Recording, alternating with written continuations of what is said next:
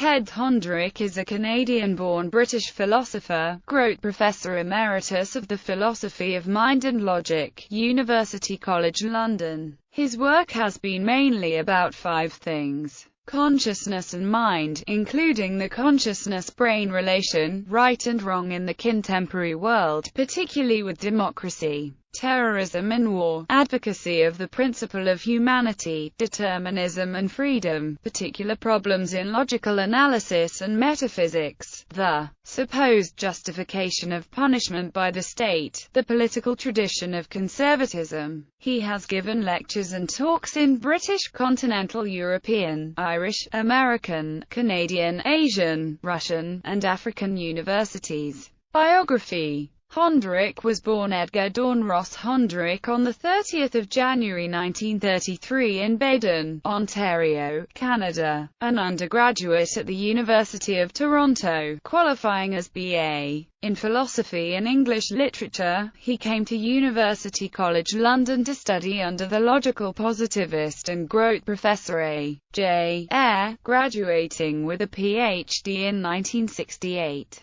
He has since lived in England and become a British citizen. After being a lecturer at the University of Sussex, he became lecturer, reader, professor and then Grote Professor at University College London. He was visiting professor at the Graduate Center of the City University of New York, Yale and the Universities of Bath and Calgary. He is author of many books and articles on such subjects as consciousness, determinism, qualia, functionalism, timings of sensory experiences, psychophysical intimacy, the correspondence theory of truth, Russell's theory of descriptions, time, causation, Mills on liberty, John Searle's view of free will and G.A. Cohen's defense of Marx's theory of history. He has also edited several series of philosophy books. He has been involved in controversy for his moral defense of Palestinian political violence, despite his justification of the founding and maintaining of Israel in its original 1948 borders.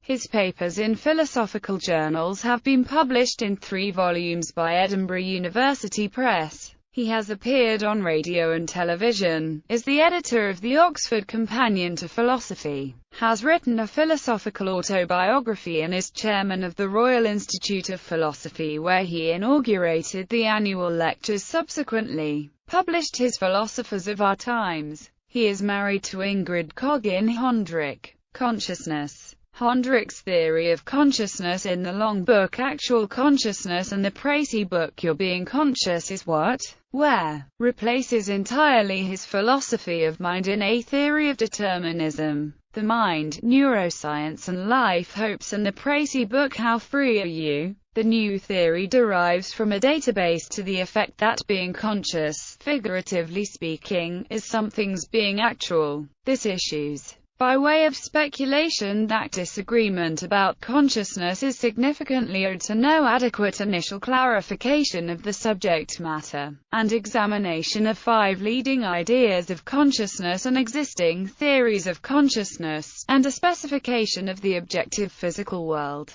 into the wholly literal theory or analysis of the nature of consciousness called actualism. It distinguishes 3 sides of consciousness: perceptual consciousness, consciousness in perception, cognitive consciousness, and affective consciousness. In each case, the theory satisfies the 2 primary criteria of explaining what is actual, and what its being actual consists in. In the case of perceptual consciousness, what is actual is only a subjective physical world out there, i.e., being perceptually conscious is essentially or primarily a state of affairs external to the perceiver. Its being actual is its being subjectively physical, which is specified. In the case of cognitive and affective consciousness, what is actual is representations, internal to the conscious thing, and the being actual is their being subjectively physical, differently so from subjective physical worlds. Actualism argues, further, that it satisfies further criteria better than other existing theories of consciousness, including one of subjectivity, individuality or personal identity, and that it is relevant to desires for human standing that are the motivation of beliefs in free will as against determinism. Actualism has been received as a new and arguable theory by philosophers who have previously declared the urgent need for one. A predecessor of the theory is discussed by 11 other philosophers in Radical Externalism. Honderich's theory of consciousness, discussed, ed. Anthony Freeman, imprint Academic. Determinism and Freedom. In A Theory of Determinism, the Mind, Neuroscience and Life Hopes, and in the Précis book How Free Are You?, Honderich expounds the theory of causation as well as other law-like connections. This he uses to formulate three hypotheses of a deterministic philosophy of mind. They are argued to be true, mainly on the basis of neuroscience. The clarity of determinism is contrasted with the obscurity of the doctrines of free will or origination. The centuries' dominant philosophical traditions of determinism and freedom, compatibilism and incompatibilism, are examined. According to the first, determinism is consistent with our freedom and moral responsibility. According to the second, it is inconsistent with them. Honderich considers compatibilism's argument that our freedom consists in voluntariness, doing what we desire and not being coerced, hence its conclusion that determinism and freedom can go together. He also examines incompatibilism's argument that our freedom consists in origination or free will, our choosing without our choosings being caused, hence the conclusion that determinism and freedom are inconsistent. Honderich argues that both views are mistaken, since freedom as voluntariness and freedom as origination are each as fundamental to our lives. The real problem of the consequences of determinism is not choosing between the two traditional doctrines, but a more practical one, trying to give up what must be given up, since we do not have the power of origination. Honderich's rejection of both traditions has been taken up by other philosophers, many of whom find his criticisms decisive. Mind and brain.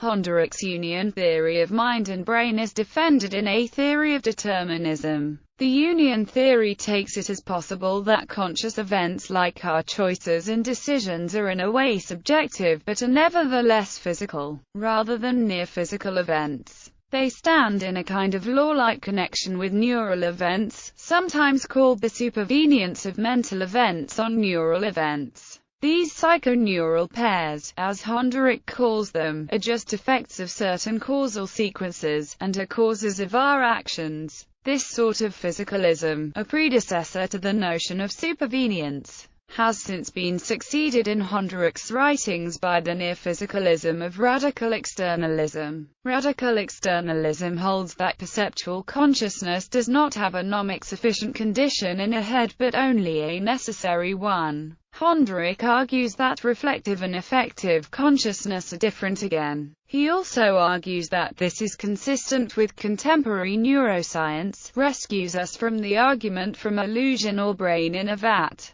and also from the dubious conclusions of sense data theory and phenomenalism. The principle of humanity. Honderich argues that the principle of humanity is that what is right always consists in what, according to the best available knowledge and judgment, are actually rational steps, effective and not self-defeating ones rather than pretenses, to the end of getting and keeping people out of bad lives. Bad lives are defined as those deprived of 6 fundamental human goods: a decent length of life, bodily well-being, freedom and power in various settings, respect and self-respect, the goods of relationship, and the goods of culture. It is a consequentialist principle, but not the principle of utility, nor of course the claim that the ends justify the means. Honderich argues that the principle is fundamental to but not the whole of the morality of humanity. This, he claims, includes certain policies of equality and inequality and certain practices, one being a better democracy than we have. Honderich concludes that the principle of humanity is better supported than any other sort of moral principle, on the basis of both consistency and certain facts.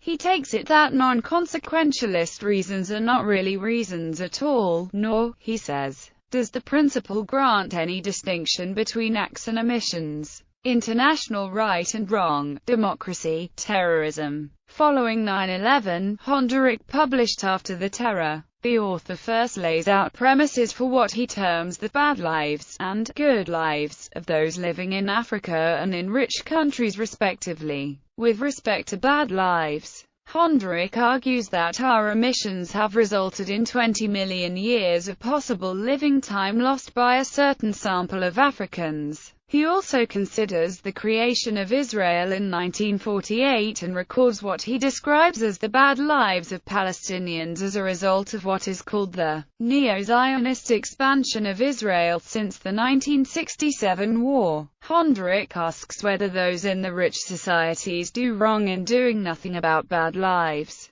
He considers natural morality as well as our worked-out or philosophical moralities. Such outlooks, his political realism, and such ideologies as liberalism and libertarianism are also considered, as is what Honderich calls hierarchic democracy. The principle of humanity is used to judge our moral responsibility for the many bad lives, which Honderich tells us is great. The principle also condemns the terrorist killings of the 11th of September as hideous. The killings were not rational means to an end that was partly defensible. The West's subsequent attack on Afghanistan is excused, but the taking from Palestinians of at least their freedom in the last fifth of their homeland, historic Palestine, is condemned. Honderich writes, "The Palestinians have had a moral right to their terrorism as certain as was the moral right, say, of the African people of South Africa against their white captors and the apartheid state." Honderich claims that we need to see the power of our societies as deadly. Americans, first of all, because of their unique power, need to think more carefully about their actions. He also argues that we should supplement our democracies with the transformations of the civil disobedience of Henry David Thoreau, Martin Luther King, Jr., Bertrand Russell, and those in Eastern Europe who brought down the wall. His later book Humanity, Terrorism, Terrorist War, Palestine, 9/11, Iraq, 7/7, begins by asking if analytic philosophy and considering large questions of right and wrong should proceed by embracing international law, human rights, just war theory or the like. Honderich, finding these means of judgment wanting, again takes up the principle of humanity. The book justifies and defends Zionism, defined as the creation of Israel in its original borders, but also reaffirms that Palestinians have had a moral right to their liberation, to terrorism within historic Palestine against what Honderich calls the ethnic cleansing of neo-Zionism, the expansion of Israel beyond its original borders. After a further consideration of 9/11, there is an analysis of 10 reasons for what he calls our terrorist war in Iraq. Honderich condemns the war as morally barbaric, given the foreseen and thus intentional killing of many innocents. In condemning the 7/7 terrorist attack on London, Honderich considers the importance of horror to morality. He also argues that Tony Blair and George W. Bush are friends rather than enemies of terrorism. The book ends with a postscript on the charge of anti-Semitism against critics of neo-Zionism, a charge Honderich says is principally a part of neo-Zionism or at least something insufficiently detached from it. In January 2011, Honderich wrote a letter to The Guardian on terrorism, in response to details released about the Israeli-Palestinian peace process. Palestinians have a moral right to their terrorism within historic Palestine against neo-Zionism. The latter, neither Zionism nor of course Jewishness, is the taking from the Palestinians of at least their autonomy in the last 1/5 of their historic homeland. Terrorism, as in this case, can as exactly be self-defense, a freedom struggle, martyrdom, the conclusion of an argument based on true humanity, punishment. In punishment, the supposed justifications, Honderich surveys and analyses 14 traditional, backward-looking reasons for the justification of punishment by the state. Most have to do with desert or retribution, others with annulment or consent. All are found to be weak or worse. Honderich then argues that the strong tradition of punishment must have in it some real content or argument. This is found to be that punishment is justified by giving satisfaction to grievance desires, doing no more than satisfying them. This, Honderich concludes, is the reality of retributivism, but it cannot be an effective justification of punishment. The utilitarian prevention theory of punishment is also rejected, because it justifies certain victimizations. Mixed theories of punishment, drawing on backward-looking considerations as well as the notion of prevention, sometimes in terms of the reform of offenders, are also found to be untenable. Robert Nozick's theory in particular is examined. Honderich's conclusion is that the long-running problem of the justification of punishment is now dead. Its justification must be in terms of its consequences, in discouraging and licensing certain kinds of behavior. The live issue is determining what these are. Honderich's answer has to do with the principle of humanity. Punishment is or would be justified when it rationally takes forward the humanization of our societies. He argues, on the basis of this, that most punishments are in fact wrong. Conservatism. Honderich's book Conservatism begins with a general inquiry into the distinctions between British and American conservatism. He argues that one has to do with eternal values and therefore with reform rather than change, a view underpinning Edmund Burke's condemnation of the French Revolution and all conservatives since.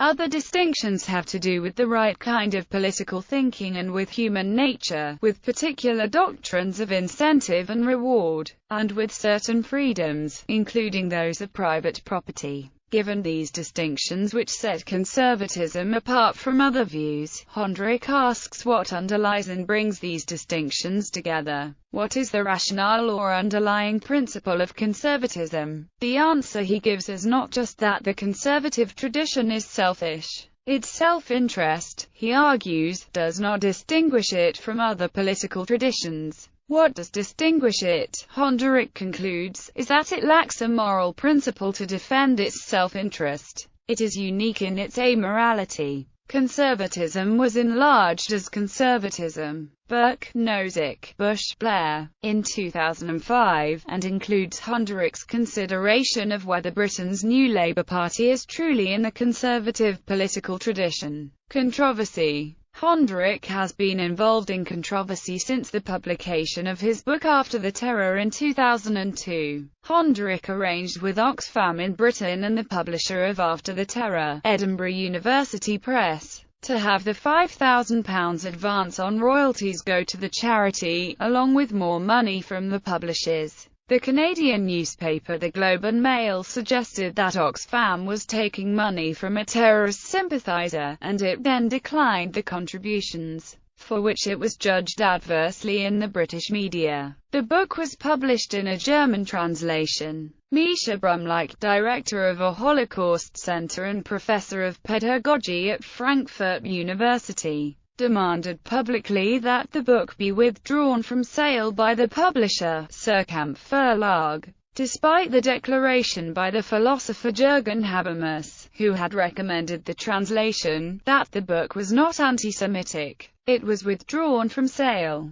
Honderich demanded the dismissal of Brumlik from his professorship, for violation of academic principle. There was a media furore in Germany. The book was retranslated and republished by an anti-Zionist Jewish publishing house, Meltzer Verlag. Lesser controversies have included an imputation of anti-Semitism by a student newspaper in London, against which Honderich took successful legal action. There have been attacks by Palestinians on Honderich's justification of Zionism too, including disruptions at meetings. Other writings. Honderich wrote a number of papers in criticism of Donald Davidson's anomalous monism, and in particular made the objection that on certain assumptions the view is epiphenomenalist. The papers are reprinted in Mental Causation and the Metaphysics of Mind, edited by Neil Campbell. Earlier journal papers are about Austin's correspondence theory of truth, causation, time, Russell's theory of descriptions,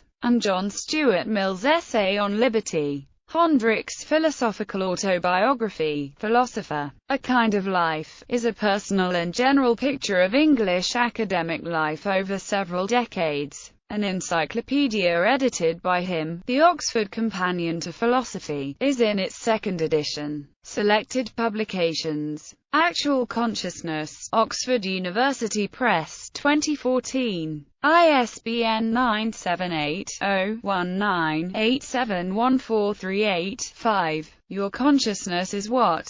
Where? Forthcoming. Radical Externalism. Honderich's Theory of Consciousness discussed. Anthony Freeman, ed. Imprint Academic, 2006. ISBN 1-84540-068-2. Humanity, Terrorism, Terrorist War, Palestine, 9/11, Iraq, 7/7, London. Continuum, 2006. ISBN 0-8264-9116-2. Punishment, The Supposed Justifications Revisited, Pluto Press, 2005, revised edition. On Determinism and Freedom, Edinburgh University Press, 2005. ISBN 0-7486-1841-4. Conservatism. Burke, Nozick, Bush, Blair, Pluto Press, 2005, enlarged edition. ISBN 0-7453-2129-1. On Consciousness, Edinburgh University Press, 2004. Collected papers. ISBN 0-7486-1842-2.